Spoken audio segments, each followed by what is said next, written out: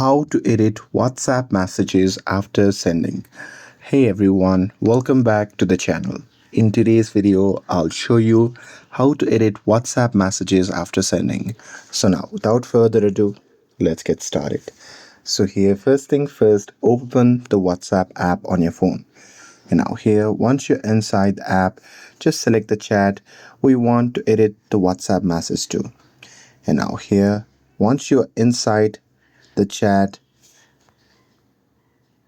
you can just send a message. And now here, let's think that you have a blunder in your message and you want to edit it.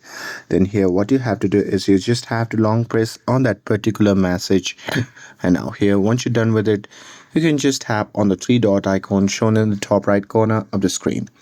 And now here, from the drop down menu, you can just select edit, and after that you can just delete and edit the app messages.